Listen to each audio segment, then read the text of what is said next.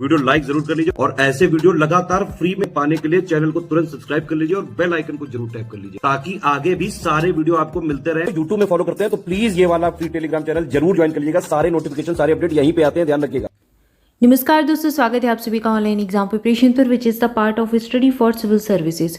दोस्तों art and culture series चली है आरओ 2023 के एग्जाम के लिए। लास्ट वीडियो में हमने पढ़े थे संगीत के वाद्य यंत्र। आज हम देखने वाले हैं संगीत में आधुनिक विकास। कुछ विश्वविद्यालय महाविद्यालय हैं, इनके बारे में देखेंगे जो संगीत के लिए काम करते हैं। इसके बाद हम एक और टॉपिक है संगीत से रिलेटेड, वो पढ़ेंगे नेक्स्ट। फिर हमारा नृत्य, इसको हम स्टार्ट करेंगे। तो चलिए स्टार्ट करते हैं। तो संगीत में आधुनिक विकास में सबसे पहले दिया गया है गंधर्व महाविद्यालय। बीडी पलुस्कर ने आने वाली पीढ़ियों को भारतीय सांस्कृतिक संगीत और नृत्य के शिक्षण और ज्ञान के संचारण के अभिव्यक्त उद्देश्य से 1901 में इस विद्यालय की स्थापना की थी। तो 1901 में इस विद्यालय को स्थापित किया गया था, किसके द्वारा? बीडी पलुस्कर के द्वारा। अब विश्वविद्यालय होते हैं या फिर महाविद्यालय होते हैं या फिर विद्यालय होते हैं, वो क्या करते हैं? जो भी ज्ञान होता है उसका संचरण करते हैं, एक पीढ़ी से दूसरी पीढ़ी तक ज्ञान देने का काम करते हैं। तो यहाँ पर ही संगीत का, नृत्य का शिक्षण किया जाए, ज्ञान का संचारण किया जाए, उसकी अभिव्यक्ति की जाए, तो इस उद्देश्य से ये स्थापित किया गया था। प्रारंभ में इसे लाहौर में खोला गया, लेकिन 1915 में मुंबई में स्थानांतरित कर दिया। यह महाविद्यालय संगीत के हिंदुस्तानी और कर्नाटक शास्त्रीय रूपों पर केंद्रित है। तो ये संगीत की जो हिंदुस्तानी शैली है और कर्नाटक शास्त्रीय शैली है, दोनों पर ही केंद्रित है। दोनों की शिक्षाएं यहाँ पर दी जाती हैं, मुंबई में है। 1915 में इसको मुंबई स्थानांतरित कर दिया था। 1901 में स्थापित हुआ था और 15 साल तक कहाँ रहा? लाहौर में रहा।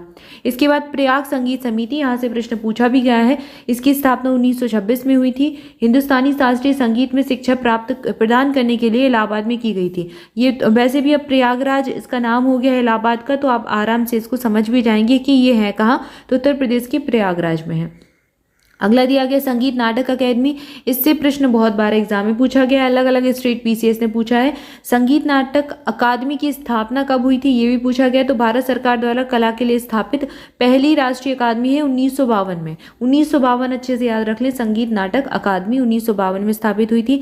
यह अकादमी भारत में संगीत, नाटक और नृत्य के लिए व्यवस्था का निर्माण करने पर केंद्रित है। ठीक है। अगला दिया गया है मैरिज संगीत महाविद्यालय। यह भारत में शास्त्रीय संगीत का अध्ययन करने के लिए प्रमुख संस्थानों में से एक है। 1926 में इसकी स्थापना महान संगीतज्ञ विष्णु नारायण भातखंडे ने की थी। विष्णु नारायण भातखंडे, इनका नाम सुना भी होगा, संगीत के क्षेत्र में काफ़ी फेमस है। और वह इस विद्यालय की स्थापना के लिए उन्होंने अपने मूल स्थान लखनऊ को चुना था और लखनऊ ये वापस भी चले गए थे। तो यहाँ पर 1926 याद रखें, 1926 में इसकी स्थापना की गई। इसके बाद अगला है स्पिक मैके।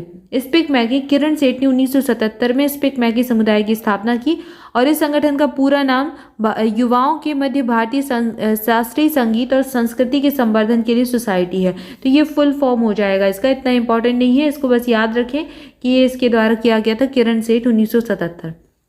इसके बाद संगीत से जुड़े कुछ समुदाय हैं, इनके बारे में जान लेते हैं। जैसे लांगा समुदाय है, मुस्लिम जनजातीय समुदाय कहलाता है, गुजरात और राजस्थान के क्षेत्र में है और ये मुस्लिम राजपूतों का उनके प्रशंसात्मक गीतों के द्वारा मनोरंजन करते हैं। तो जो राजपूत होते हैं उनकी प्रशंसा में जो गीत गाते हैं वो लांगा कहलाते हैं। इसके बाद है मंगनियार और मिराशी, ये भी मुस्लिम समुदाय है और ये राजस्थान में ही के क्षेत्र में ही रहते हैं और ये कमाईचा नामक यंत्र के साथ लोक संगीत का गायन करते हैं। तो इनके हाथ में क्या होता है? कमाईचा नामक एक यंत्र होता है जिसके साथ ये गायन करते हैं। इसके बाद करता भजन, ये कहाँ? पश्चिम बंगाल में होता है और ये 4 प्रकार के होते हैं और उनके विश्वास के अनुसार जो मंत्रों के जाप सिद्धि प्राप्त हो जाती है। तो इनका विश्वास होता है कि जो मंत्र होते हैं उनके जाप से सिद्धि प्राप्त होती है, करता भजन कहलाते हैं। फिर है बाउल, ये एग्जाम में पूछा गया है, पश्चिम बंगाल का है ये और ग्रामीण अंचल में आध्यात्मिक जो समूह है, आध्यात्मिक जो गायक है इनका समूह होता है और ये करता भजन का भी एक प्रकार ही है बाउल। इसके बाद अगला देखिए जोगी। जोगी कहाँ पर है? ये भी कई बार एग्जाम में पूछा है, यूपीएससी ने भी पूछा है। राजस्थान में है, भोपाल राजस्थान का है। बरोत, चारण और गढ़वी ये समुदाय जो है ये गुजरात के क्षेत्र में पाए जाते हैं।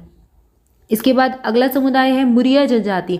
तो मुरिया जनजाति से तो प्रश्न पूछा ही गया है कि मुरिया जनजाति कहाँ की है, तो छत्तीसगढ़ की है। और ये रैलो गीत गाते हैं, एक गीत कहा जाता है रैलो, जो कि ये गाते हैं मुरिया जनजाति के द्वारा। तो यहाँ पर यहाँ का जो स्टेट पीसीएस है उसमें पूछे जाते हैं ऐसे प्रश्न कि रैलो गीत किसके द्वारा गाए जाते हैं, तो मुरिया जनजाति के द्वारा। और एमपी वगैरह में भी, एमपी स्टेट पीसीएस भी ऐसे प्रश्न पूछता है, क्योंकि मध्य प्रदेश से ही अलग होकर के तो छत्तीसगढ़ बना था, तो पूछ लिए जाते हैं आसपास के जो पड़ोसी राज्य हैं उनके प्रश्न भी। इसके बाद कमार समुदाय छत्तीसगढ़ का है और ये विवाह गीत गाते हैं। बघेलखंड कहाँ पर, मध्य प्रदेश के क्षेत्र में पड़ता है। रीवा पन्ना, अगर आपने नाम सुना है, पन्ना में तो हीरे की खान भी है, सुना ही होगा नाम। तो रीवा पन्ना का जो इलाका है वो बघेलखंड कहलाता है मध्य प्रदेश का। मध्य प्रदेश को जैसे जो भौगोलिक आधार पर बुंदेलखंड, बघेलखंड, मालवा, कपठार इसमें वर्गीकृत किया गया है, उसी में से एक बघेलखंड है। और बघेल जो है वो गाते हैं हरदौल देवता को समर्पित अर्ध ऐतिहासिक गीत। तो एक समुदाय है ये। इसके बाद पुलियार पर्वतीय जनजाति, ये तमिलनाडु की है। ये तमिल नामक संगीत की प्रस्तुति करते हैं। इसके बाद है इदू मिश्मी, अरुणाचल प्रदेश का है, अनुष्ठात्मक एक नृत्य करते हैं।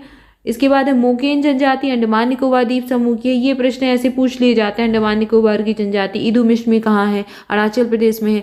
इनका कोई धर्म नहीं होता, जो मोकेन जनजाति है कोई धर्म नहीं है, लेकिन ये अपने पूर्वजों की पूजा करते हैं और अनुष्ठानात्मक जनजाति नृत्य भी करते हैं। तो पूर्वजों की पूजा में ये गीत गाते हैं। इसके बाद है बाजीगर, गोवार समुदाय कहलाता है और ये पंजाब का है। और ये त्योहारों और उत्सवों में प्रस्तुति देते हैं और अपनी शक्ति, संतुलन और साहस का प्रदर्शन करते हैं।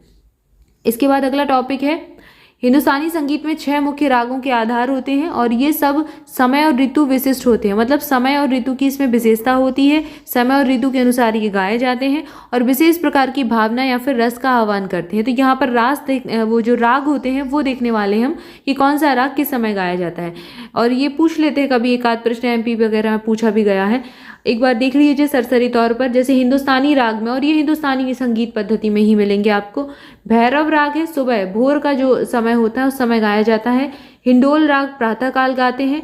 दीपक राग, दीपक कब जलाते हैं हम, जब अंधेरा होता है, तो रात के समय गाते हैं। मेघ रात, देर रात में गाते हैं। श्री राग सायंकाल, जो संध्या का समय होता है उस समय गाते हैं। मालकोस राग ये मध्य रात्रि में गाया जाता है। ठीक है। और अगर ऋतु की बात करें तो ऋतु इनकी कोई भी हो जाएगी, जैसे भैरव राग है भोर के समय गाते हैं, कोई भी समय हो सकता है ऋतु, मतलब किसी भी ऋतु में गा सकते हैं और ये शांति का जो भाव है वो प्रदान करता है। हिंडोल राग प्रातःकाल गाते हैं, बसंत ऋतु के समय गाया जाता है, युवा जोड़ी की मिठास का ये आह्वान करता है। इसके बाद दीपक राग रात में गाते हैं और गर्मियों के समय गाया जाता है, करुणा का भाव ये व्यक्त करता है। मेघ रात देर रात में गाते हैं, वर्षा ऋतु के समय मेघ कब आएंगे, वर्षा के समय रहेंगे और साहस का प्रतीक होते हैं। श्री जो है सायंकाल संध्या के समय गाते हैं, शीतकाल में मतलब सर्दियों के समय गाते हैं, जो अभी समय चल रहा है उस समय ही मेघ और मालकोस गाए जाते हैं और ये हर्ष का जो है भाव देते हैं। मालकोस राग जो है ये वीर रस का भाव देता है। तो ये रसों के बारे में बताया गया, हो सकता है एग्जाम में पूछ लिया जाए। तो यहाँ पर हमने संगीत से संबंधित कुछ टॉपिक हैं जो हमारे कंप्लीट कर लिए। नेक्स्ट हमारा टॉपिक है नृत्य के बारे में हम पढ़ेंगे अगली वीडियो से। तब तक के लिए चैनल के साथ जुड़े रहें। मोर अपडेट के लिए टेलीग्राम ग्रुप ज्वाइन करें। स्टडी फॉर सिविल सर्विसेज की किसी पेड बैच से जुड़ना चाहते हैं तो इन नंबर्स पर कॉल करके इन्फॉर्मेशन ले सकते हैं। Thank you for watching this video. मिलेंगे नेक्स्ट वीडियो में। Thank you so much.